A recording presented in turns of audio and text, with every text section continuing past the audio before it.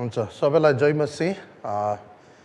फेरि पनि म तपाईलाई आजको सेसनमा स्वागत गर्न चाहन्छु र हामीले हिब्रू 6 अध्यायको 1 र 2 पदबाट विशेष गरी प्राथमिकता त्यो सिद्धान्त र प्रेरितीय सिद्धान्तहरूको विषयमा अध्ययन गरिरहेका छौँ र आशा राख्दछु परमेश्वरले तपाईलाई आशिष गरिरहनु भएको छ र प्रभुलाई धन्यवाद होस्। यो दिनहरूसम्म प्रभुले अनुग्रह गरिदिनु भएको छ, दया गर्नुभएको छ र सबै कुरामा उहाँले हामीलाई सहायता गरिदिनु भएको छ र तपाईँहरू कतिजना यसमा जोड्नु भएको छ। तपाईँहरूलाई धेरै धन्यवाद अनि प्रार्थनामा सम्झिदिनु भएकोलाई धन्यवाद।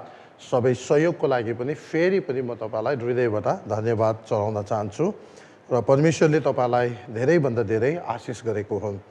र यो दिनहरू जसरी हामीलाई थाहा छ, यो 2020, 2021हरू एकदमै महत्त्वपूर्ण समय आइसकेको छ। हामी एकदमै अन्तिमको घडीमा विभिन्न चिन्हहरू हाम्रो बिचमा पुरा भइसकेको छ र यो सबै कुराहरू जुन अहिले यो दिनहरूमा भर्खरै मात्रामा मिडल इस्टमा जुन तरिकाले युएई र इजरायलको बिचको जुन ट्रिटी साइन भयो, अब्राहमिक एक्कर्ड भने, अनि यो सबै कुराले एकदमै अन्तको नजिकतिर हामीलाई डोराइरहेको अनि यो पेन्डेमिक जुन तरिकाले बढिरहेको छ, जसले गर्दा एउटा क्यासलेस सोसाइटी, एकदमै डिजिटलाइज सोसाइटी बनिन गइरहेको अनि 20 तारिक सेप्टेम्बर जुन सबै वर्ल्ड रिलिजनको लिडर्सहरूको मिटिङ, जसले चाहिँ एउटा एन्टिक्राइस्टलाई बाटो बनाउँदछ अनि एकदमै अब वान वर्ल्ड गभर्मेन्टप्रति, किनभने क्यासलेस भएको बित्तिकै सायद आइडी 2020को कुराहरू भइरहेको छ।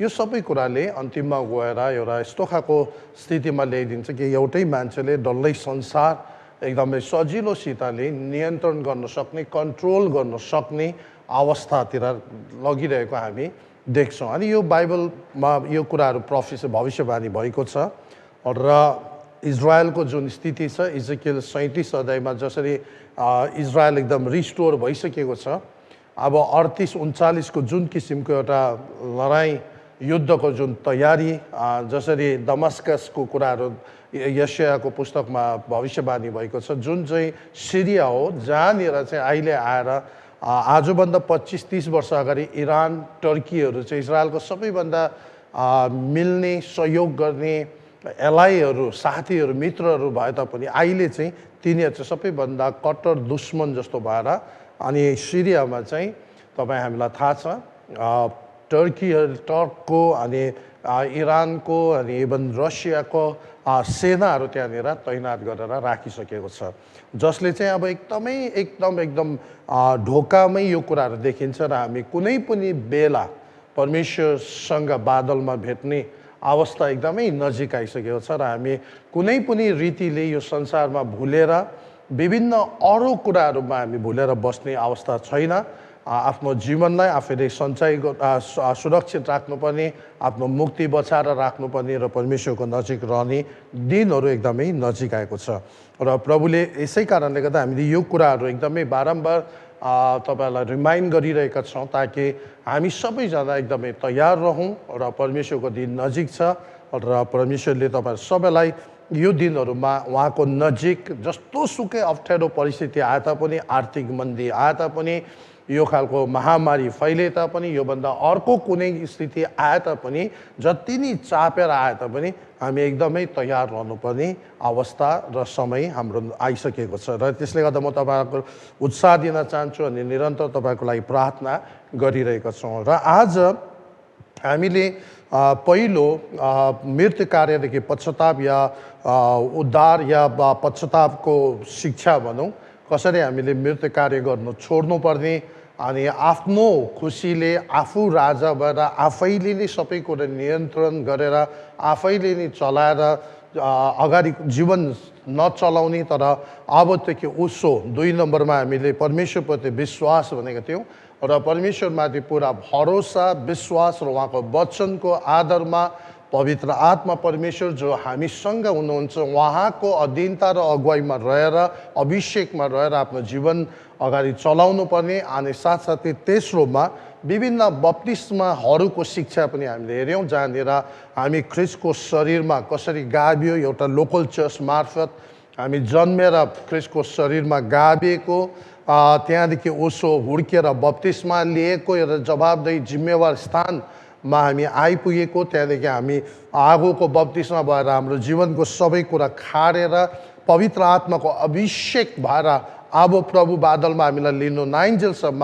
उहाँको लागि उहाँले जुन योजना, जुन उद्देश्य जो हाम्रो जीवनमा राख्नुभएको छ ती कुराहरूलाई पछ्याउँदै त्यसमा समर्पित भएर आफ्नो जीवन अगाडि बढाउने कुराहरू हामीले हेर्दैथ्यौँ। अनि त्यहाँदेखि उसो इभन विशेष गरी हातको राख्ने सेवाकै जुन हात चाहिँ एउटा यस्तो खालको हाम्रो शरीरको अङ्गहरूमध्येमा यस्तो खालको अङ्ग हो जहाँबाट चाहिँ सबै कुरा बाहिर निस्किनु, रिलिज गर्न सकिन्छ, आउटलेट हो, जहाँबाट हामी अरूलाई आशीर्वाद दिन सक्छौँ, हामी अरूलाई परमेश्वरको राज्यको कामको लागि अलग्गै आशिष गरेर अभिषेक गरेर छुटाउन सक्छौँ, सानो सानो नानीहरूलाई हामी आउने जेनेरेसनलाई आशिष गर्न सक्छौँ, साथसाथै रोगी बिमारीहरूलाई चङ्गाई गर्ने कुराहरू हामीले यो हात राख्ने सेवाकाईभित्र हेऱ्यौँ, जसले गर्दा हाम्रो हात कसरी हामीले तयार गर्नुपर्छ, यो हातलाई कसरी चोखो राख्नुपर्छ, पवित्र राख्नुपर्छ र परमेश्वरको काम लाग्ने एउटा यन्त्रको रूपमा उहाँको राज्य विस्तारमा गरिब दुःखी बेसाराहरूलाई सहारा दिने, सहायता गर्ने, अभिषेक गर्ने, चङ्गाई छुटकारा ल्याउने माध्यम हाम्रो हात हुन सकेको होस्। यो हात चाहिँ कुनै हालतले पनि घुस दिने, मान्छे मार्ने, नराम्रो काम गर्ने, चोरी हत्या नराम्रो यस्तो कुराहरू गर्नका लागि होइन, तर यो चाहिँ अरूलाई आशिष पुर्याउनका लागि र परमेश्वरको सामर्थ्य अनि अभिषेक रिलिज गर्ने एउटा यन्त्र हुन सकेको होस् भनेर हामीले यो चारवटा कुराहरू हेरिसक्यौँ। यो चारवटाले चाहिँ यो वर्तमान यो संसारमा हामी बाँचिन्जेल कसरी आफू परमेश्वरमा पक्का समर्पित जीवन जिउँदै विश्वास गर्दै एउटा सही तरिकाले खारेर अभिषेक भएर हातद्वारा विभिन्न क्षेत्रमा आशिष गर्दै, चङ्गाई ल्याउँदै, छुटकारा गर्दै मिनिस्ट्री गर्नुपर्ने कुराहरू अहिलेसम्म देखाउँदछ। अब यो दुईवटा रहेको बाँकी छ र आज चाहिँ हामीले हेरिरहेका छौँ डक्ट्रिन अफ रेजरेक्सन या पुनरुत्थानको शिक्षा। अनि त्यहाँदेखि उसो अन्तिम सेसनमा चाहिँ हामी अन्तिम न्यायको शिक्षाको विषयमा हेर्नेछौँ र आज चाहिँ पुनरुत्थानको विषयमा। अनि यो पुनरुत्थानको विषयमा पनि यो कतिहरू यो कुराहरू केही भाग चाहिँ भविष्यमा हुने कुराहरू हो, अनि न्याय पनि भविष्यमा हुने कुराहरूको विषयमा लेखिएको छ। तर यहाँनिर आज म तपाईँलाई यसको विषयमा केही कुराहरू बताउन चाहन्छौँ। र पुनरुत्थान भनेको चाहिँ के हो भन्दाखेरि उठ्नु या कसैलाई उठाउनु भनेको है। कसैलाई यदि क्रियामा हो भने कसैलाई उठ्न लगाउनु या उठाउनु है, कोही सुतेको बेला अवस्थामा या मृत अवस्थाबाट फेरि पुनः जीवित पार्नु या जगाउनु या उठाउनुलाई के भन्दछ? पुनरुत्थान भन्दछ। र तपाईँहरू म चाहिँ अनन्त है, जति पनि ख्रिस्टको चेलाहरू छन् हामी चाहिँ अनन्त जाति हो है, हामी इटर्नल बिइङ्सहरू हो, हामीभित्र अनन्त छ है, अनि सबै मानिसभित्र अनन्त छ। त्यस कारणले गर्दा परमेश्वरले यसको विषयमा धेरै चिन्ता फिक्री अनि ख्याल राख्नुहुन्छ। किनकि मानिस यदि परमेश्वरसँग हाम्रो सम्बन्ध नजिक छ, प्रभु सँगसँगै रहेको छ भने हाम्रो सम्बन्ध प्रभुसँग नजिक भएको कारणले गर्दा अनन्त अनन्त जहाँ परमेश्वर हुनुहुन्छ, जहाँ उहाँले हाम्रो लागि तयार गरेको जग्गाहरू छ, हामी त्यहाँ रहन पुग्छौँ।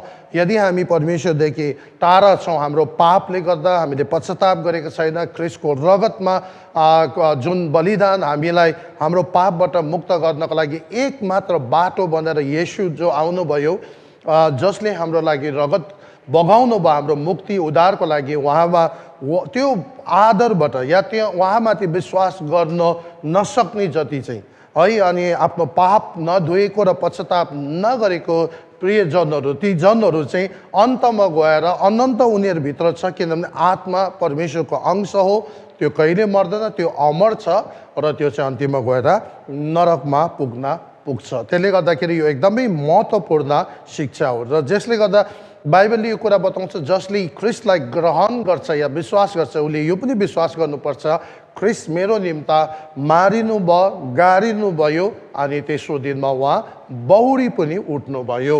र यो हाम्रो विश्वासभित्र हुनुपर्छ। प्रभु हाम्रो निम्ता क्रुसमा मात्र मार्नु भएन, रगत बगाउनु भएन, उहाँलाई गाड्यो अनि तेस्रो दिनमा उहाँ फेरि बौरी पनि उठ्नुभयो। र यसैले गर्दाखेरि हामीसँग त्यो महिमित आशा छ र यो विश्वास अरूभन्दा सबै अन्य विश्वासभन्दा बेग्लै, किनभने मृत्युबाट बौरी उठ्ने आजसम्म अरू कोही पनि छैन। अनि सबैभन्दा महत्त्वपूर्ण कुरा के छ भन्दाखेरि येशू प्रभु जब क्रुसमा उहाँ जानुभयो, हामी सबैलाई थाहा छ हाम्रो पापको लागि उहाँ क्रुसमा जानुभयो। तर उहाँ जब क्रुसमा मरिसकेपछि करिबन 33-33.5 वर्षको उमेरमा उहाँ क्रुसमा हाम्रो लागि एक एक थोपा रगत बगाइसक्नु भएपछि उहाँ पक्का मर्यो कि मरेन भनेर इभन रोमी सिपाहीले भाला धरी रोपेर हेऱ्यो।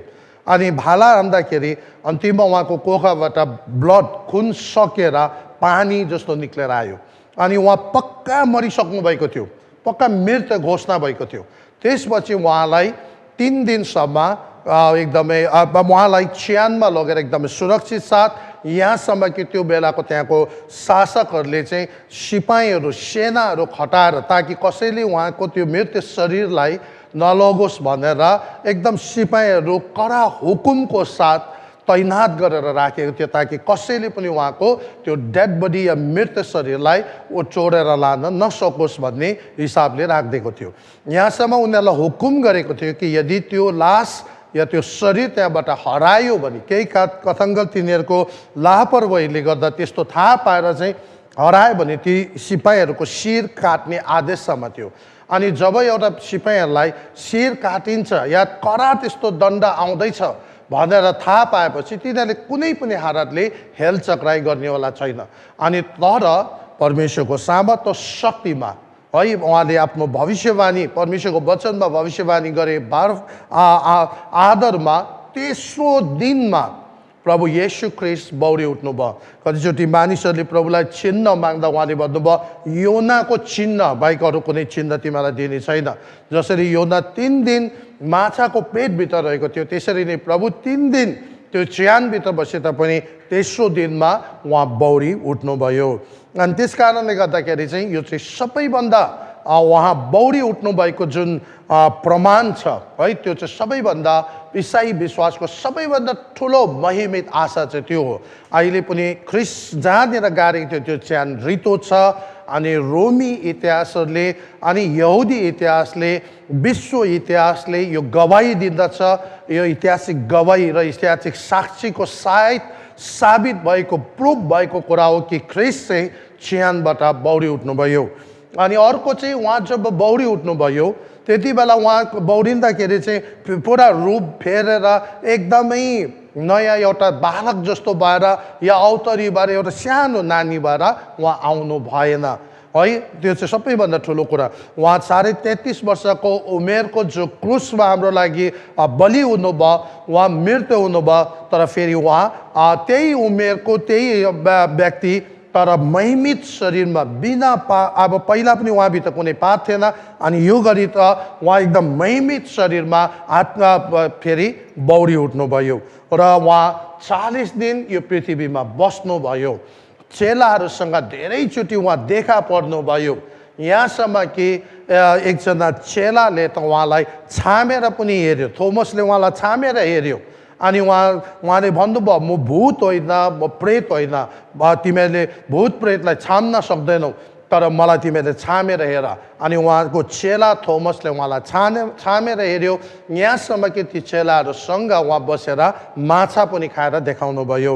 अनि 40 दिन उहाँ पुनरुत्थान भएर यो पृथ्वीमा बसिसक्नु भएपछि अनि 40 दिनको दिन चाहिँ करिबन 500 जनाको बिचमा है जैतुनको पर्वतबाट प्रभु येशू ख्रिस्ट सिधै स्वर्गरोहण हुनुभयो है। अनि वही परमेश्वर जो स्वर्गरोहण हुनुभयो उहाँ फेरि हामीलाई बादलमा लिनका लागि आउँदै हुनुहुन्छ। उहाँले भन्नुभएको छ म तिमीहरूको लागि मेरो पिताका थुप्रै जग्गाहरू छ। यूहन्ना 14मा 1 र 2, 3 पदतिर हेर्नुभयो भने मेरो पिताका थुप्रै यस्तो ठाउँहरू छ र म अघि गएर तिमीहरूको लागि जग्गा तयार गर्दैछु, अनि जहाँ म हुन्छु म तिमीहरूलाई लिएर जानेछु भनेर उहाँले प्रतिज्ञा गर्नुभएको छ। र एक दिन त्यो दिनहरू अब एकदमै नजिक आइरहेको छ। अनि आज म तपाईँलाई यही भन्न चाहन्छु, हामी सबैभित्र अनन्त छ। हामी एउटा अनन्त जाति हो है। यो शरीर यो बाहिरको एउटा खोल मात्र हो, अनि यो एक दिन यहाँबाट सट्टै फेरिन्छ। यो भित्रको जुन आत्मा छ यो कहिले मर्दैन। यो बाहिरको खोल, जब यो भित्रको हाम्रो आत्मा, खास मेन त्यो लाइफ, त्यो जीवन त्यहाँबाट निक्लिन्छ, यो बाहिरको शरीर एउटा खोल जस्तो, यसलाई हामी कहीँनिर गएर दफनाउँछौँ या थन्काउँछौँ। तर अनि यो भित्रको जुन भित्री मान्छे छ त्यसलाई एउटा परमेश्वरले, त्यो चाहिँ कहिले पनि मर्दैन, त्यो परमेश्वर कहाँ जानेछ। अनि जर्ज विटफिल्ड भन्ने व्यक्तिले यसरी भन्ने गर्थ्यो कि म सधैँ अनन्तको लागि काम गर्नेछु है, अनन्तलाई ध्यानमा राखेर, किनकि म अनन्त जाति भएको कारणले गर्दा eternity, I might work for eternity, म अनन्तको लागि काम गर्नेछु। प्रे फर इटर्निटी, अनन्तको लागि प्रार्थना गर्छु। प्रिच फर इटर्निटी, अनि म अनन्तको विषयमा प्रचार गर्नेछु, अनि म मेरो अनन्त परमेश्वरलाई मात्र चाहन्छु भनेर उहाँले भन्नुहुन्थ्यो। र अब यो पुनरुत्थानको उदाहरणहरू बाइबलमा धेरैवटा दिएको छ। हामी सायद सबै कुरा हेर्न भ्याउँदैनौँ, तर एउटा दुईटा घटनाहरू म तपाईँलाई बताउँदैछौँ। पुरानो नियममा जब तपाईँले हेर्नुभयो भने पहिलो राजा 17 अध्यायको 17देखि 24 पदमा, पहिलो राजा 17 अध्यायको 17देखि 24 पदमा हेर्नुभयो भने जारपातको जो विधवा छ है, जारपातको विधवा भन्ने छ, अनि उसको छोराको मृत्यु भएको हामी त्यहाँनिर पाउँछौँ। अनि त्यो जारपातको छोराको त्यो जुन मृत्यु भएपछि, अनि त्यहाँनिर चाहिँ हामीले के देख्छौँ भन्दाखेरि एलिया अगमवक्ताले, एलिया परमेश्वरको दास एलियाद्वारा चाहिँ परमेश्वरले आफ्नो अभिषेक र सामर्थद्वारा त्यो सारपातको त्यो विधुईको छोरा जो मरिसकेको थियो, मृत्यु भइसकेको थियो, ऊ फेरि पुनर्जीवित भएको छ, या उसको पुनरुत्थान भएको छ है। अनि यहाँनिर यही हो, यो पुरानो नियममा यस्तो घटनाहरू थुप्रै छ। अनि अर्को दोस्रो राजामा पनि तपाईँले हेर्नुभयो भने एकजना सुनामी स्त्री छ है, त्यो सुनामी स्त्रीको छोरा पनि पुनर्जीवित पारिएको छ। अनि तर यो बेला जुन सुनामी स्त्रीको छोरा पुनर्जीवित भएको छ, यो चाहिँ एलियाको चेला एलिसा अगमवक्ताद्वारा भएको छ। एलिसाको गुरु एलियाको समयमा पनि सारपातको विधवाको छोरा मरिसकेको, एकदम मृत्यु भइसकेको, फेरि पूर्ण जीवित पारिएको छ या रेजरेक्ट भएको छ, ऊ चाहिँ पूर्ण फेरि जीवनमा आएको छ। अनि त्यहाँदेखि उसो फेरि चेला एलिसाको पालोमा पनि सुनामी स्त्रीको छोरा पनि त्यसरी मरेको, एकदम मृत्यु भइसकेको, एकदमै है त्यो कैयौँ समय त्यो मृत्यु भइसकेको, फेरि परमेश्वरको दास मार्फत परमेश्वरले त्यो मृत्यु नानीलाई फेरि पूर्ण रूपमा जीवित पारेको छ। अनि एलिसाको त्यो चियानमा पनि उहाँको हड्डीलाई छुएर पनि मान्छेहरू फेरि पूर्ण जीवित भएको दोस्रो राजा 13 अध्यायको 21 पदमा हामी पाउँछौँ। दोस्रो राजा 13 अध्यायको 21 पदमा त्यो कुराहरू हामी देख्छौँ, जहाँनिर एलिसाको चियानमा जब एलिसाको मतलब हड्डीसँग त्यो एलिसाको आखिरी त्यो हड्डीहरूसँग छुएपछि चाहिँ त्यहाँ मान्छे पुनरुत्थान भएको हामी पाउँछौँ। अनि यसरी नै जब हामी नयाँ नियममा आउँछौँ, नयाँ नियममा पनि यस्तो थुप्रै घटनाहरू छ है। अनि नयाँ नियममा पनि पूर्ण जीवित भएको, मतलब फेरि मरेर फेरि बाउरिएको या पूर्ण जीवित पारिएको घटनाहरू थुप्रो छ। एकजना येशू प्रभु आफैले है, प्रभु स्वयंले याइरसकी छोरीलाई मर्कुसको 5 अध्यायको 35देखि 43 पदमा, मर्कुसको 5 अध्यायको 35देखि 43 पदमा यो कुरा हामी पाउँछौँ कि येशू प्रभुले याइरसकी छोरी जो मरिसकेको थियो ऊ फेरि पूर्ण जीवित पारिएको छ है। अनि अर्को घटनाक्रम हेऱ्यो भने लाजरस जो मरिसकेको थियो, गाडिएको थियो, 4 दिन भइसकेको थियो, गाडिसकेको थियो, उसलाई एउटा च्यानमा कपडामा राखिसकेको थियो है। अनि ऊ मरिसकेर च्यानमा राखिसकेपछि येशू प्रभु त्यो ठाउँमा आउनुभएको छ।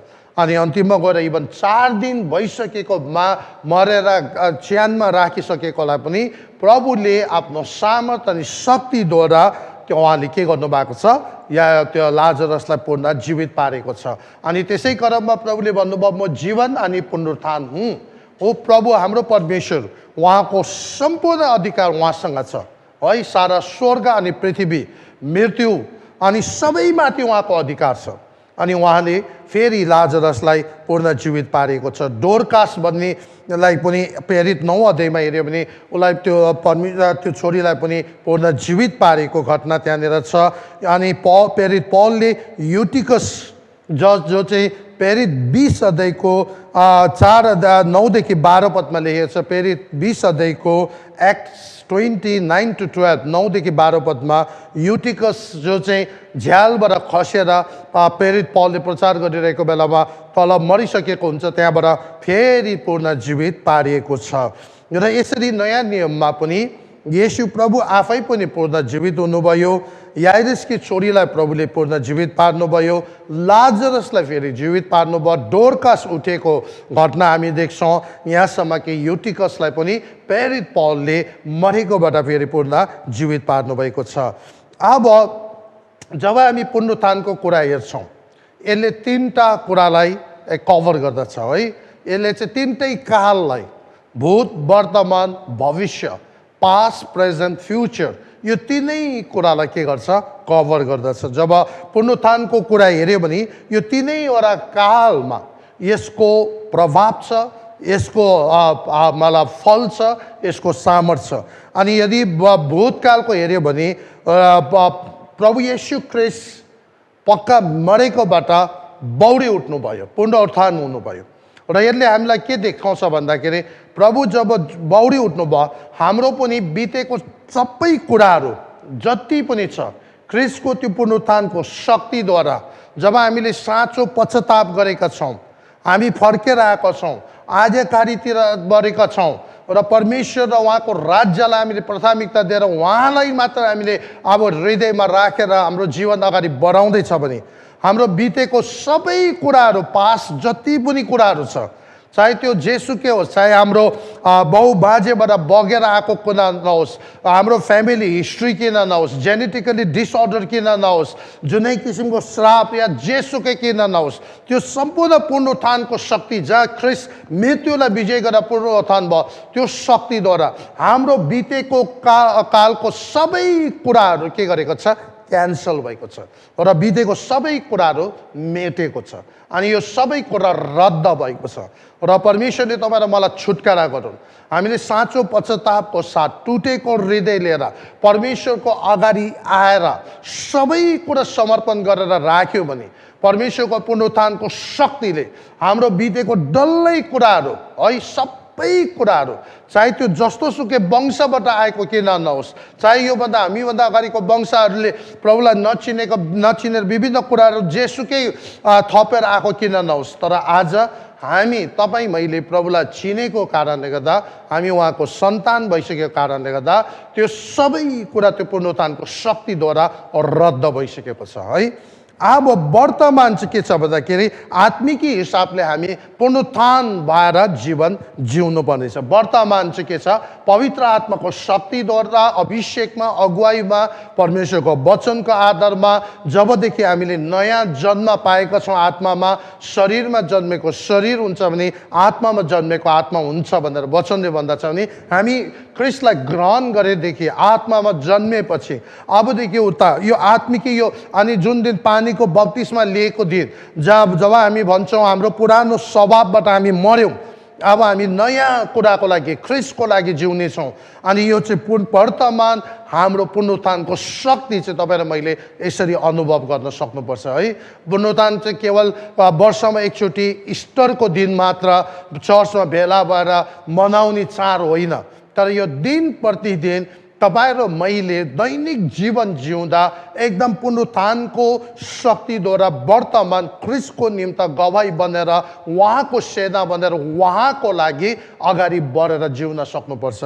र जब हामी यसरी आत्मिकी वर्तमान हामी एकदमै पुनरुत्थान भएर अगाडि जिउँछौँ, हाम्रो बिचमा नयाँ लक्ष्य, नयाँ उद्देश्य, नयाँ जिउने सामर्थ्य, नयाँ कुराहरू लिएर जब हामी ख्रीष्टको लागि मात्र, अब म होइन प्रभु म भित्र जिएर हामीले जीवन अगाडि बढाउँछौँ, सेवाकाईमा सहभागी हुन्छौँ, एकदम प्रभुको कामको लागि हामी अगाडि बढ्न पर्ने हुन्छ। अनि यो चाहिँ वर्तमान पुनरुत्थानको शक्ति हामीले अनुभव गर्नुपर्दा हामीले यो कुराहरू हाम्रो जीवनमा थाहा गर्न सक्नुपर्छ, ताकि अब हामी कहिले पनि पुरानो स्वभावले फेरि थिचेर फेरि त्यही पुरानो मानिस जस्तो होइन, अब चाहिँ नयाँ स्वभावमा नयाँ मसकमा नयाँ दाग रस हालेर प्रभुको लागि समर्पित भएर प्यासनेट भएर उहाँको लागि मात्रै जिउने पुनरुत्थानको शक्ति तपाईँ र मैले अनुभव गर्नुपर्छ।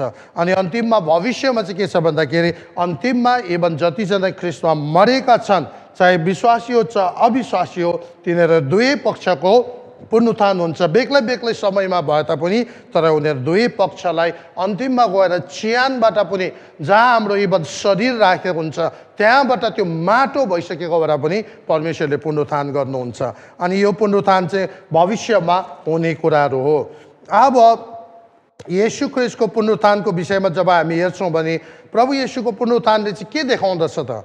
ख्रिस्ट येशूको जुन पुनरुत्थान, सबैभन्दा पहिलो प्रभु येशू ख्रिस्ट पुनरुत्थान जब मृत्युबाट विजयी भएर उहाँ फेरि बौडी उठ्नुभयो, उहाँ पहिलो फल हुनुभयो। मृत्युलाई विजयी गर्ने उहाँ चाहिँ के हुनुभयो? पहिलो फल हुनुभयो। र आजसम्म संसारमा कोही पनि यस्तो व्यक्ति छैन जो मरेर बौडी उठेर फेरि कहिले नमरेर सिधै स्वर्ग जाने अरू कोही पनि छैन है। बाइबलमा बरु एलिया अनि हनोक दुईजना जिउँदै स्वर्ग गएको त्यो कुराहरू उल्लेख गरेको छ, तर उनीहरूको मृत्यु भएको छैन। तर कहीँ पनि इतिहासले कुनै धर्मशास्त्रमा कहीँ पनि यसरी यो घटना पाउँदैन कि मरेर फेरि त्यही व्यक्ति त्यही उमेरको फेरि उठेर बौडी उठेर महिमित शरीर धारण गरेर सिधा फेरि कहिले नमरिकन स्वर्ग जाने कोही पनि छैन। यहाँसम्म कि लाजरस अनि यो पुरानो नियममा सारपातको विधवाको छोरा है, सुनामी स्त्रीको छोरा, यिनीहरू याइरसकी छोरीहरू छोरी मरेर बौडी उठे तापनि एउटा समय पुगेपछि फेरि तिनीहरूको मृत्यु भयो अनि फेरि तिनीहरू बौडेन। लाजरस पनि मरिसकेको थियो, फेरि परमेश्वरको सामर्थ र उहाँको महिमाको लागि उहाँ त्यो पूर्ण पुनरुत्थान भएर पूर्ण जीवित भए तापनि एक दिन वो फेरि मृत्यु उसको हुन पुग्यो।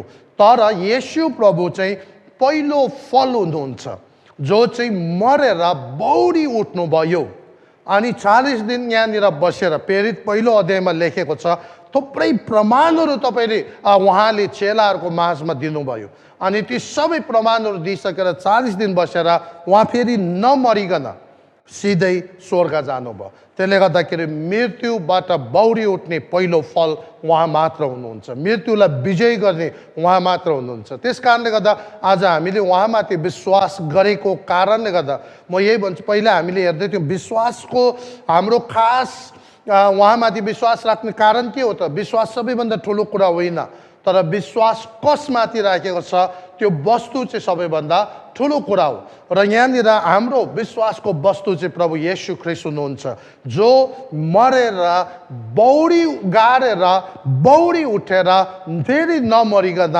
करिबन 500 जनाको बिचबाट सिधै स्वर्ग जानुहुने उहाँ चाहिँ हाम्रो विषयवस्तु, हाम्रो विश्वासको अब्जेक्ट, हाम्रो विश्वासको वस्तु चाहिँ उहाँ हुनुहुन्छ।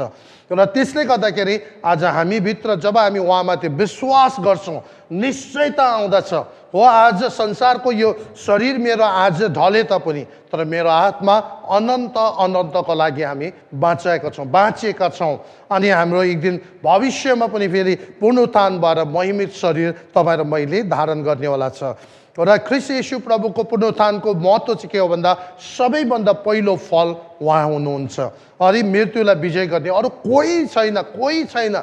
कुनै पनि विद्वान, कुनै राजा, कोही पनि यस्तो व्यक्तिहरू धर्मगुरुहरू छैन, केवल येशू प्रभु मात्र हुनुहुन्छ।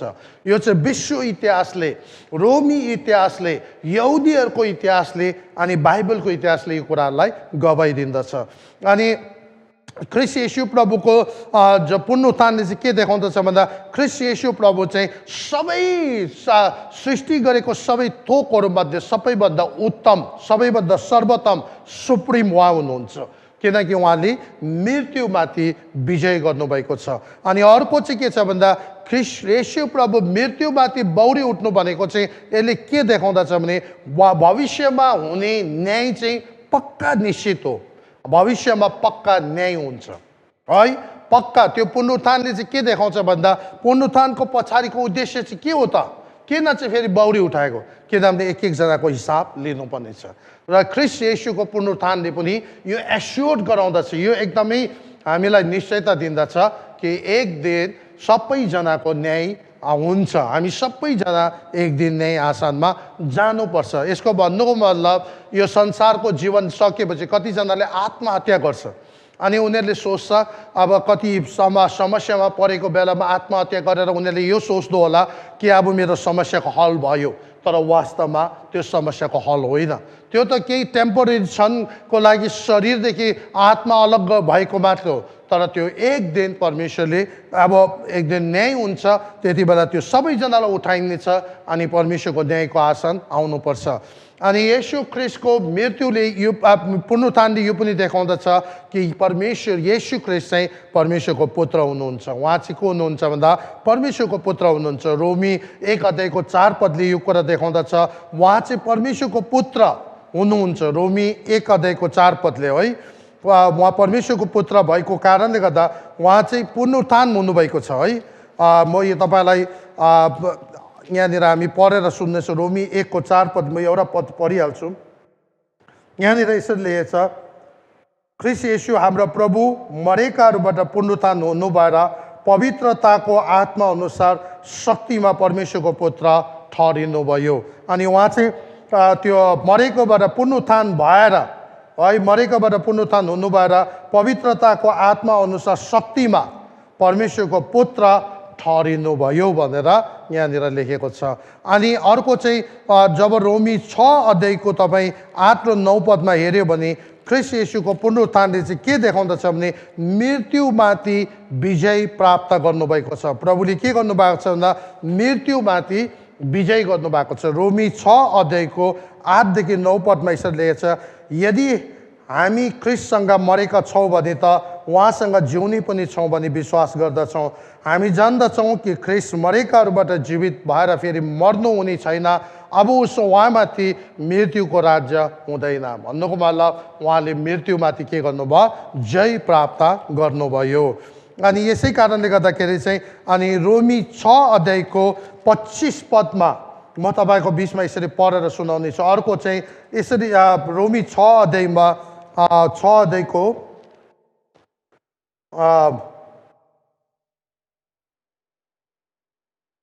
यहाँनिर 23 पदमा म तपाईँहरूको लागि पढ्नेछु। किनकि पापको ज्याला मृत्यु हो, तर परमेश्वरको सित्तैको वरदान ख्रीष्ट येशू हाम्रो प्रभुमा अनन्त जीवन हो।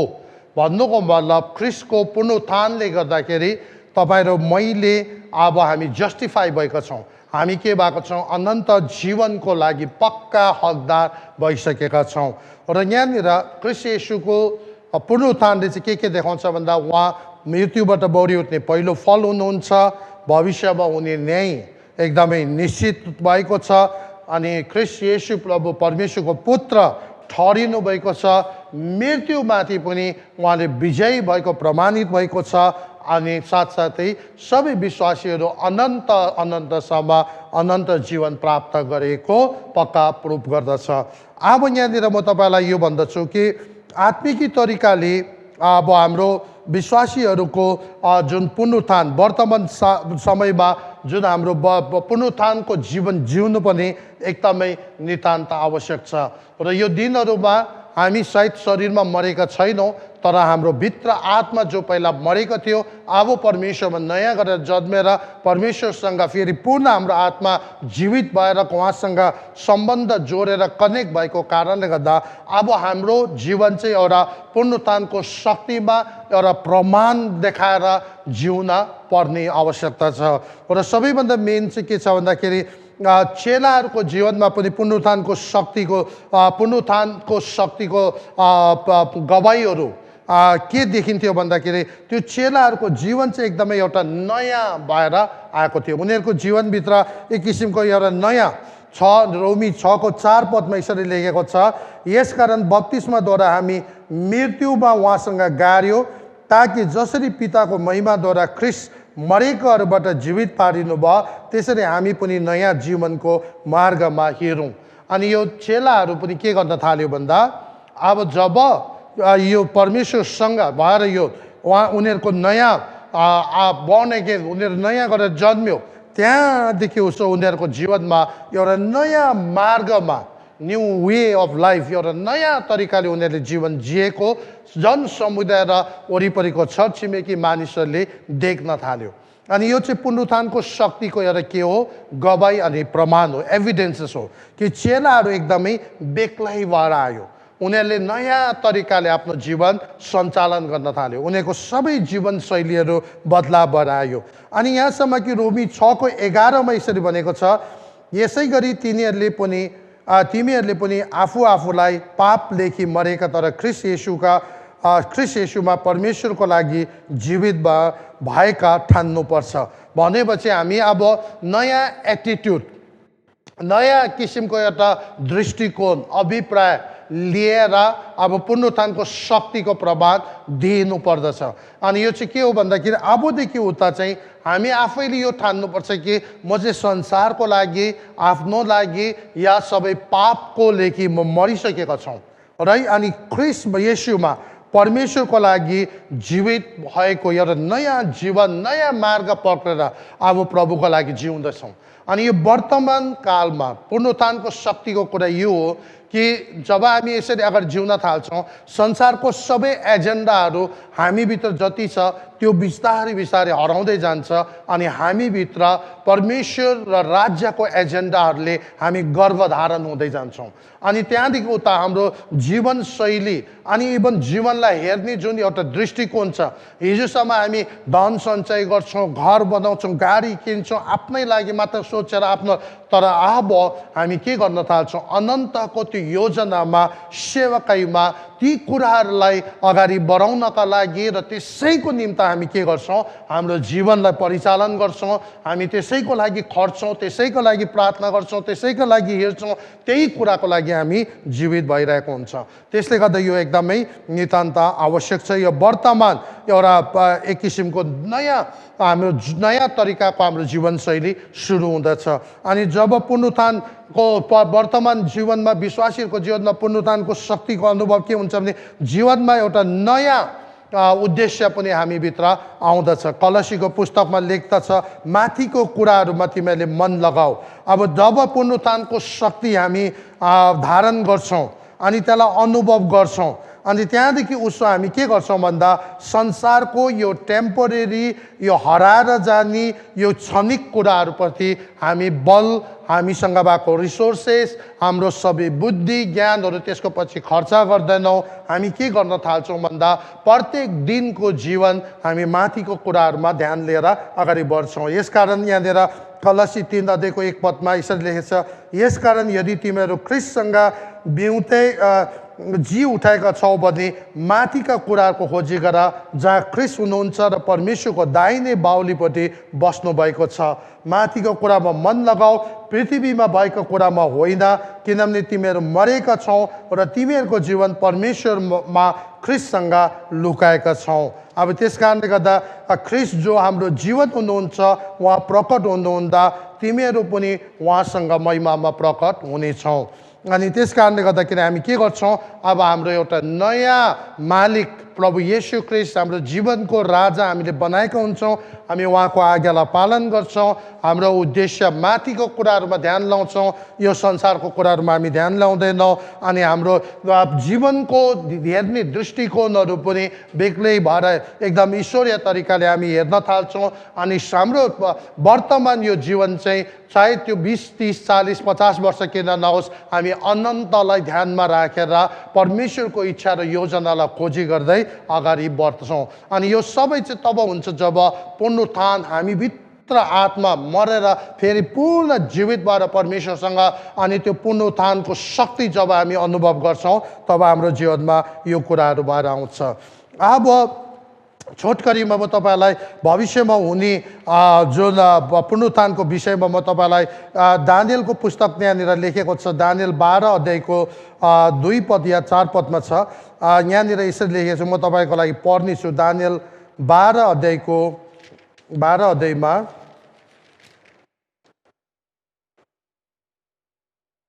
यहाँनिर म पढ्नेछु तपाईँहरूलाई। पृथ्वीको 2 पदमा 12 अध्यायको 2 दानियल, पृथ्वीको धुलोमा सुतेका भिरहरू उठ्नेछन्, कोही अनन्त जीवनको लागि, अरू चाहिँ शरम र अनन्त तिरस्कारको लागि।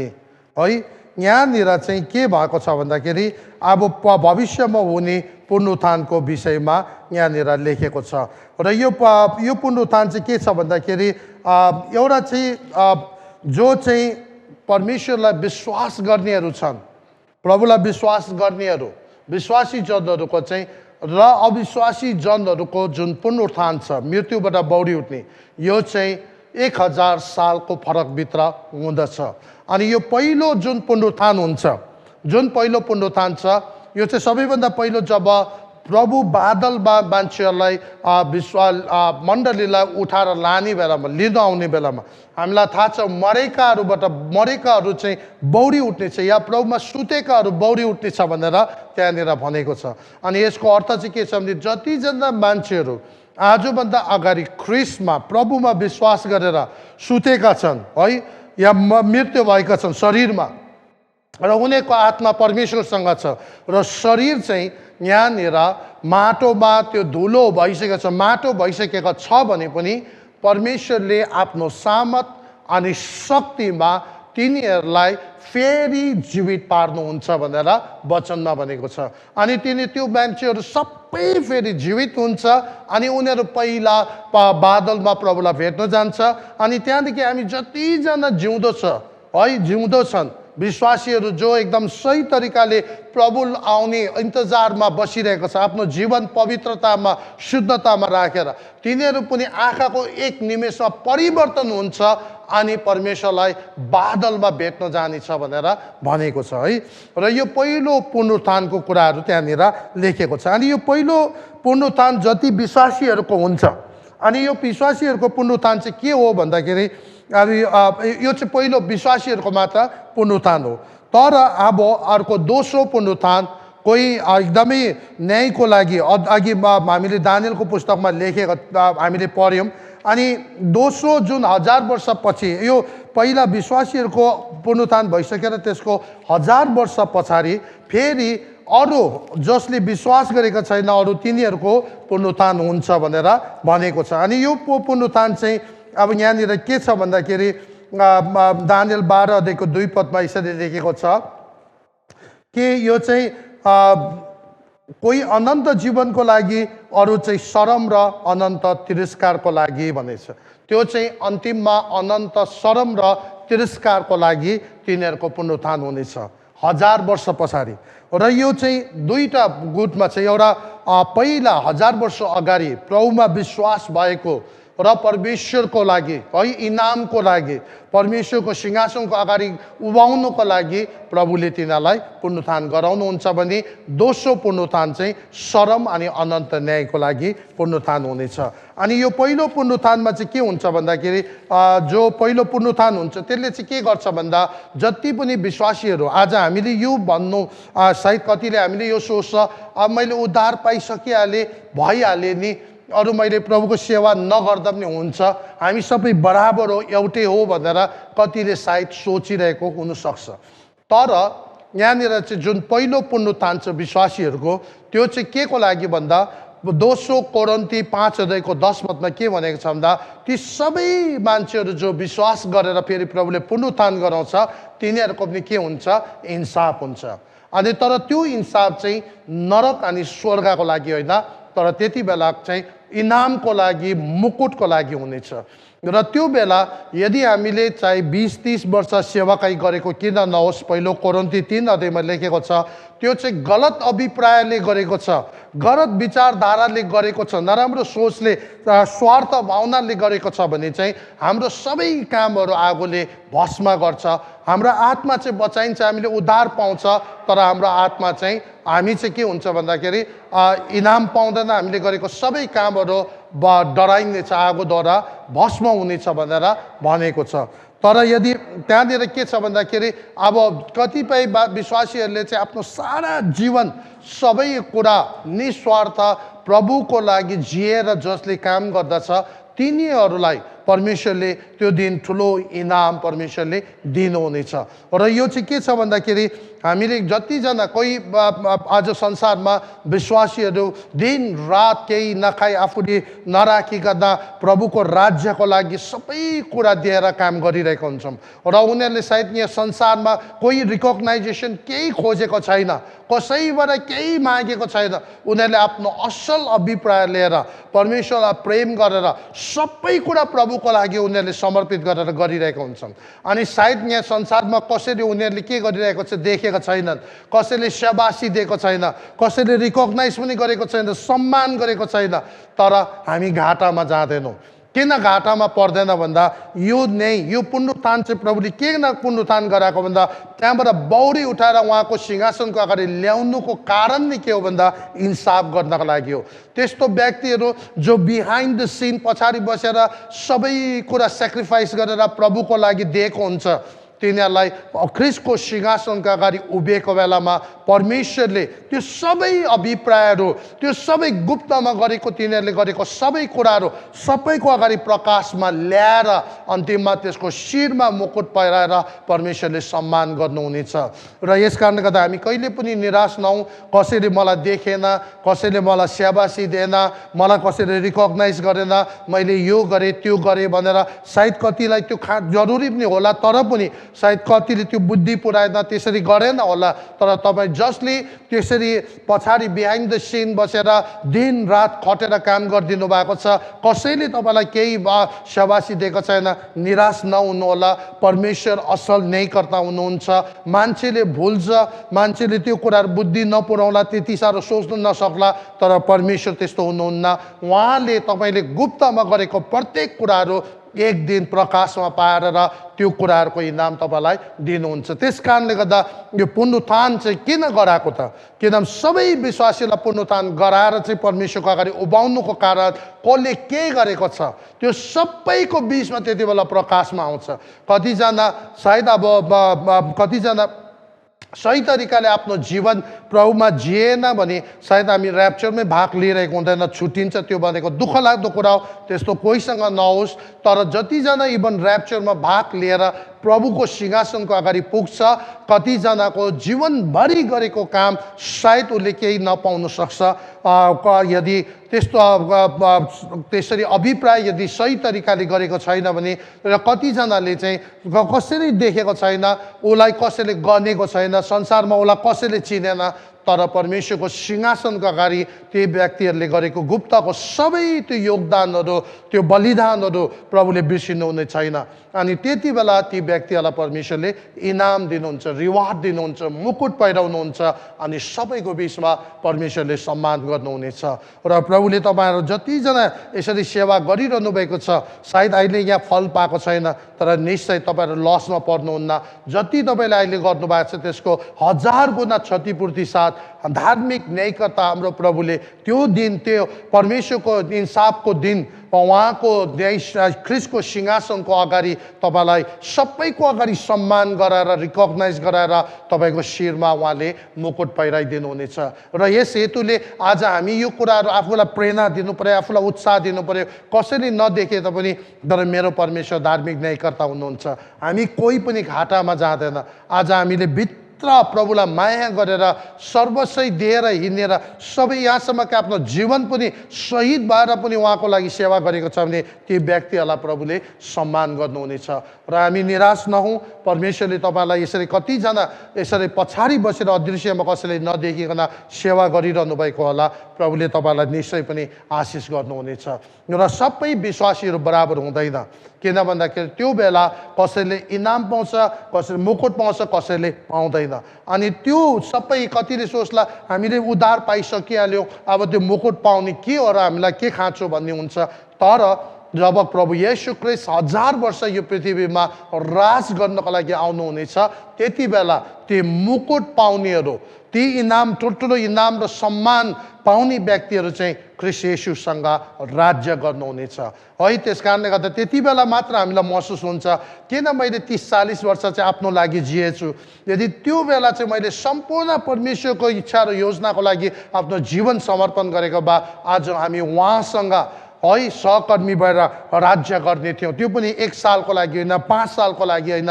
मान्छेले 5 साल एमएलए एमपीमा चुनिनको लागि कति दुःख गर्छ भने 1000 साल त्यो धार्मिक राज्य एकदमै भ्रष्टाचार रहित एकदम शान्तिपूर्ण शासनमा हामी उहाँसँग राज्य गरिरहेका हुन्छौँ। अनि यो ठुलो इनाम हुन्छ र परमेश्वरले तपाईँ हामी सबैलाई यी कुराबाट प्रेरणा दियौँ कि यहाँ हेर्नुहोस्, यो संसारमा जिएर मरिसकेपछि सक्यो भन्ने होइन। प्रभुले इभन त्यहाँदेखि पनि बौरी उठाएर पनि हाम्रो सबै कुराहरू उहाँले के गरिदिनुहुन्छ, सबैको अगाडि रिभिल गरेर एक्सपोज गरेर त्यो मुताबिक उहाँले हामीलाई इनाम दिनुहुन्छ। तर अर्को चाहिँ त्यसको 1000 सालपछि ख्रिस्टको राज्य 1000 साल सकेर ठिक 1000 सालपछि प्रकाशित वाक्यमा लेखेको छ सबै मान्छेहरूको पुनरुत्थान हुन्छ। अनि अरू रहेकोहरू जतिजना छ त्यो 1000 सालभित्र मरेर गएको पछि पहिला प्रभुलाई विश्वास नगरेर मरेकोहरू जतिजना छन् ती सबैजनालाई पनि प्रभुले अब पुनरुत्थान गर्नुहुन्छ। हामी कतिचोटि सोच्छौँ एकले मैले उसलाई ठगेर आज मैले यसलाई जीवनमा यसलाई ठिक पारेँ, उसलाई मैले बदला लिएँ, उसलाई मैले यस्तो गरेँ भने मैले सोच्ला, तर हामी उम्किँदैनौँ। किनभने बाइबलले के भन्छ भन्दा अन्तिममा परमेश्वरले सबैलाई के गराउनुहुन्छ, पुनरुत्थान गराउनुहुन्छ। अनि यो पुनरुत्थान किन गराउनुहुन्छ, न्यायको लागि गर्नुहुन्छ। अनि यो अन्तिम पुनरुत्थान चाहिँ के को लागि हो भन्दाखेरि उहाँले हामीलाई सेतो सिंहासनको अगाडि उहाँले पुनरुत्थान गराएर सेतो सिंहासनको अगाडि उभाउनुहुन्छ। अनि त्यहाँदेखि चाहिँ त्यो पुनरुत्थानमा भाग लिनेहरू चाहिँ अब अनन्त दण्डको लागि परमेश्वरले तिनीहरूलाई जति मौका दिएको थियो ग्रहण गर्ने, विश्वास गर्ने सबै मौका दिए तापनि उनीहरूले यो कुरालाई ध्यानै नदिएर आफ्नो जीवन यतिकै संसारमा व्यतीत गरेर संसारकै कुरामा जब उसले सकेर जान्छ, अन्तिममा तिनीहरूले मरे अब दुःखै लुक्यो भने हामी सोच्छौँ, तर परमेश्वरको वचनमा लेखेको छ सबै ती सबैजनालाई प्रभुले पुनरुत्थान गराउनुहुन्छ अनि उहाँको सिंहासनको अगाडि उभाउनुहुन्छ अनि उहाँले इन्साफ गर्नुहुन्छ। अनि त्यो घडी चाहिँ सबैभन्दा दुःख लाग्दो हुन्छ। यो समयमा हामी कतिले सुसमाचार सुन्ने अवसर पाएका छौँ, प्रभुलाई विश्वास गर्ने अवसर पाएका छौँ, ती सबै पाउँदै पनि हामीले ती सबै कुरालाई ध्यान नदिएर इन्कार गरेको त्यो बेला हामीलाई याद आउँछ। किनकि परमेश्वरले हामी मरेर माटो भइसकेर पनि उठाएर उहाँको सिंहासनको अगाडि उभाउनुहुन्छ अनि त्यहाँनिर हाम्रो न्याय हुन्छ। अनि किन हामीले प्रभुलाई पाउने मौका हुँदाहुँदै पनि प्रभुलाई इन्कार गर्ने, हामी आफैले स्वयं खुसी आफैले निर्णय गरेर उहाँलाई इन्कार गरेको कारणले गर्दा परमेश्वर दोषी हुनुहुन्न। त्यहाँदेखि हामी आफै दोषी, हामी आफै जवाबदेही, हामी आफै जिम्मेवार हुन्छ। हामीलाई प्रभुले सेवा गर्ने मौका दिएको हुन्छ, उहाँको लागि जीवन जिउने मौका दिएको हुन्छ, विश्वासमा आफ्नो विश्वास जोगाएर काम अगाडि बढाउने मौका दिएको हुन्छ। त्यो सबै हुँदाहुँदै पनि हामी बरालेर दाहिने देब्रे लागेर परमेश्वरको उद्देश्यदेखि टाढो रहेर यहाँसम्म कि विश्वास पनि कतिले गुमाए, कतिले विश्वासै नगरेको कारणबाट चाहिँ अन्तिममा प्रभुले उठाएर पुनरुत्थान गराएर सेतो सिंहासनको अगाडि उभाएर न्याय गरेर तिनीहरू नरकमा जानु पुग्छ। अनि यसले गर्दाखेरि चाहिँ के हुन्छ भन्दाखेरि अब पुनरुत्थानले चाहिँ के देखाउँछ भन्दाखेरि न्यायको कुराहरू देखाउँदछ। पुनरुत्थान किन गराउनुहुन्छ प्रभुले? किनभने न्याय गर्नुपर्ने छ, अन्तिम न्याय गर्नुपर्छ, किनभने उहाँ धार्मिक न्यायकर्ता हुनुहुन्छ। र यसले गर्दा यदि पुनरुत्थान भविष्यमा हाम्रो भविष्यमा उनी पुनरुत्थान अब निश्चित हो अनि त्यसले गर्दाखेरि आज वर्तमान हाम्रो जीवन चाहिँ हामीले जे पायो जे मन लाग्यो त्यो गर्नु मिल्दैन। किन भन्दाखेरि एक दिन आज मैले जे पायो जे मन लाग्यो प्रभु खालि मुखले मात्र एक ठाउँमा मात्र राख्यो, जीवनशैली जिउने, काम गर्ने, जे सुकै गर्ने तरिका आफ्नै हिसाबले आज जे मन पर्यो आज गर्यो, भोलि जे मन पर्यो भोलि त्यसो गर्यो भने अचानक एक दिन संसार अन्त भयो या ऱ्याप्चर भयो र आफू दुनियाँबाट संसारबाट गयो भने त्यहाँदेखि उता चाहिँ किन भन्दाखेरि अब त्यो सबै कुरा लुकेको हुँदैन, त्यो सबै मेटेको हुँदैन। परमेश्वरले पुनरुत्थान गराउनुहुन्छ अनि त्यहाँदेखि इन्साफ हुन्छ। सही तरिकाले जिएको छ भने इनाम र मुकुटको लागि पुनरुत्थान हुन्छ भने तर गलत तरिकाले जिएको छ भने शरम र अनन्त न्याय दण्डको लागि पुनरुत्थान हुन्छ भनेर बाइबलमा लेखेको छ। यदि त्यसो हो भने अब चाहिँ हामी के गर्नु पर्यो? यो 30-40 वर्ष पनि छैन होला हामीसँग, यो चाहिँ एकदमै समर्पित भएर पक्का आज्ञाकारी भएर जस्तो सुकै परीक्षा आए तापनि, जस्तो चाप आए तापनि परमेश्वरमा भरोसा गर्दै उहाँप्रति केन्द्रित भएर आफ्नो ध्यान मन सबै कुरा उहाँमा लगाएर जीवन जिउनुपर्छ। यदि हामीले त्यसरी जियौँ भने निश्चय परमेश्वरले तपाईँ र मलाई, हामी सबैलाई आशिष गर्नुहुन्छ, तपाईँहरूलाई सुरक्षित राख्नुहुन्छ र प्रभुको अनुग्रह तपाईँहरूको जीवनमा बढ्दै जानेछ र प्रभुले तपाईँहरू प्रत्येकलाई आशिष गरून्। र यस कारणले गर्दा यो पुनरुत्थानको शिक्षाले आज हामीलाई यो कुरा सिकाउँछ, भविष्यमा आज हामी जे गरे तापनि, आज जसरी गरे तापनि भविष्यमा एक दिन परमेश्वरले पुनरुत्थान गर्नुहुन्छ। अनि कोही पनि मान्छे उम्किँदैन, आदमदेखि लिएर अन्तिमसम्मको मान्छे कोही पनि उम्किँदैन। र आज हामीले कसैले देखेको छैन, प्रभुले देखेको छैन, मैले जे मन पऱ्यो त्यही गर्छु भनेर गर्ला, केही छैन। अहिले कसैले देख्दैन पनि, थाहा पनि पाउँदैन। तर पुनरुत्थानको दिन त्यो सबै कुराहरू प्रकाशमा आउँछ अनि त्यही अनुसार तपाईँ र मेरो जीवनमा न्याय हुन्छ। त पुनरुत्थानको कारण चाहिँ किन? परमेश्वरले न्याय गर्नुपर्ने छ। कसैलाई प्रभुले घाटामा पार्नु छैन, सबैलाई समान तरिकाले, धार्मिक तरिकाले उहाँले न्याय दिलाउनु पर्ने छ, किनभने उहाँ धार्मिक न्यायकर्ता हुनुहुन्छ। र कतिले बेसी खटेर सबै कुरा दिएर प्रभुलाई काम गरेको छ भने तिनीहरूलाई त्यसरी नै प्रभुले इनाम दिनुहुन्छ भने कसैले हेलचक्राइ गरेर त्यो कुरालाई ठट्टा मानेर यादै नगरेर आफू खुसी जिएको छ भने अनन्त दण्डको लागि तिनीहरू पुनरुत्थान हुन्छ। र त्यति बेला परमेश्वर जवाबदेही हुँदैन, किनभने परमेश्वरले यो सबै कुरा आफ्नो वचनमा सबै कुरा प्रकाश गरेर हामीलाई दिनुभएको छ, सम्झाउनु भएको छ, बुझाउनु भएको छ। अब हामी आफै सचेत रहेर यो सबै कुराहरू बुझेर परमेश्वरको डर र भय लिएर जीवन जिउनुपर्छ। यो जीवन छोटो छ, 30-40 वर्ष, 50 वर्ष, कसैको 20-10 वर्ष हातमा छ होला, या त्यो पनि नहोला। अहिले ऱ्याप्चर एकदमै नजिकको अवस्थामा छ। त्यसले गर्दा हामी सबैजना अनन्तलाई ध्यानमा राखेर जीवनलाई अगाडि बढाउने कोसिस गरौँ। प्रभुले तपाईँहरू सबैलाई आशिष गरौँ। र अर्को सेसनमा हामी लास्ट आजको यो डक्ट्रिनल अन्तिम सेसनमा हामी आउनेछौँ र यो गरिसम्म प्रभुले हामीलाई सुरक्षा सहायता गर्नुभएकोलाई धन्यवाद। अनि आजको सेसनमा प्रभुले तपाईँलाई आशिष गरेको हुन् र हामी सबैजनाले कसैले कसैलाई छकाउनु, हामी एकअर्कालाई छकाउनु सक्छ होला, ढाँट्नु सक्छ होला, एकअर्कालाई हामी धोका दिन सक्छौँ, एकअर्कालाई जे पनि गर्न सक्छौँ, तर हामी परमेश्वरलाई सक्दैनौँ। र एक दिन हामी सबैजनाको हिसाब हुन्छ अनि पुनरुत्थान हुन्छ। र पहिलो पुनरुत्थानमा भाग लिनेहरू धन्यको हुन्, किनकि तिनीहरू ऱ्याप्चरमा भाग लिएर परमेश्वरसँग जान्छ। यदि त्यो पहिलो छुटेर कुनै कारणवश हामीले लापरवाही गरेर विश्वास गुमाएर अन्तिमको त्यो भागमा गयो भने, पुनरुत्थानमा आयो भने हामी अनन्त दण्डमा पुग्न जान सक्छ। त्यसले गर्दा हामी सबैजना होसियार रहौँ। अनि अन्तको दिनको एउटा चिन्ह पनि यो हो कि ऱ्याप्चर हुने समयहरूमा चाहिँ धेरैभन्दा धेरै मान्छेहरू ब्याकस्लाइड भएर विश्वासदेखि टाढिने कुराहरू बताएको छ। त्यसले गर्दा हामी सबैजना सचेत रहौँ, एकअर्कालाई उत्साह दिउँ, एकअर्कालाई प्रार्थनामा सम्झाउँ, सेवा सङ्गतिमा मन लगाउँ, परमेश्वरको वचनमा एकदमै ध्यान दिउँ, किनभने अन्तिमको दिनहरूमा यस्तो स्पिरिटले काम गर्छ तपाईँलाई थाहै पाउँदैन। तर तपाईँ प्रार्थना गर्नु पटक्कै मन पर्दैन, वचन पढ्नु पटक्कै मन पर्दैन, तपाईँलाई कहिले पनि परमेश्वरसँग बात मार्नु मन पर्दैन, राज्यको बारेमा सोच्नै मन पर्दैन। बरु त्यसको साटो हामी विभिन्न किसिमको यो सोसियल मिडियामा युट्युबमा, फेसबुकमा, अन्य अरू विभिन्न कुराहरूमा मान्छे अकुपाइड भएर त्यहाँ टाइम वेस्ट गरिदिन्छ, तर प्रभुसँग समय बिताउन पाइरहेको हुँदैनौँ अनि सकिरहेको हुँदैन अनि हाम्रो मनै हुँदैन। किनभने यो अन्तिमको दिनमा यस्तो स्पिरिटले काम गरिरहेको हुन्छ, यस्तो दुनियाँ फास्ट भएर गइरहेको छ, नयाँ नयाँ इन्फर्मेसन थुप्रो कुराले डम गरिदिरहेको हुन्छ र हामी परमेश्वरलाई कहिले पनि समय दिन सकेको हुँदैन। र हामी सबैजना सचेत रहौँ, अब आफूलाई तयार राखौँ र परमेश्वरले तपाईँलाई आशिष गरून्। हामी छोटो प्रार्थनाको साथ आजको यो सेसनलाई अन्त गर्छौँ। परमेश्वर बुवा, हामी तपाईँलाई धन्यवाद दिन्छौँ। तपाईँ धार्मिक न्यायकर्ता हुनुहुन्छ। तपाईँमा भएको कारणले गर्दा, तपाईँ जस्तो धार्मिक न्यायकर्ता भएको कारणले गर्दा हामी कोही पनि घाटामा जाँदैन। प्रभु, हामी तपाईँलाई धन्यवाद चढाउँछौँ। आज संसारमा कसैले देखेन भने पनि साँचो हृदयले पक्का खटेर बलिदान साथ जीवन डल्लै तपाईँको लागि अगाडि बढाएको छ भने हामी कोही पनि घाटामा जाँदैन, किनभने तपाईँले पुनरुत्थान राखिदिनु भएको छ। अनि यो पुनरुत्थान चाहिँ किन भन्दाखेरि प्रभु हामीलाई उठाएर तपाईँले न्याय गर्नका लागि, प्रभु पुनर्जीवित पारेर तपाईँको अगाडि उभिएर न्यायको लागि जति विश्वासीहरू पनि उठ्छन् प्रभु, त्यो भएर पनि सबैजना एउटै हुँदैन। कसैले मुकुट पाउने, कसैले नपाउने, त्यो न्यायको दिन तपाईँले राखिदिनु भएको छ।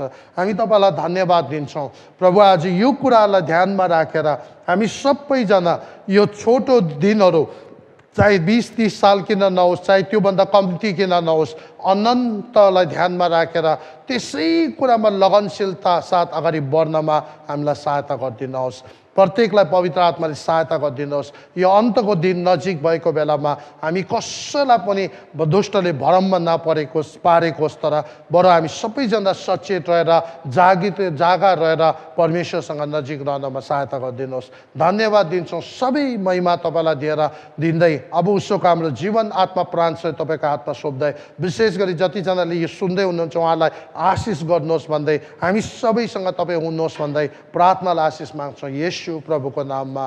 आमेन, आमेन। परमेश्वरले तपाईँलाई धेरै धेरै आशिष गरून्। सबैलाई जय मसीह।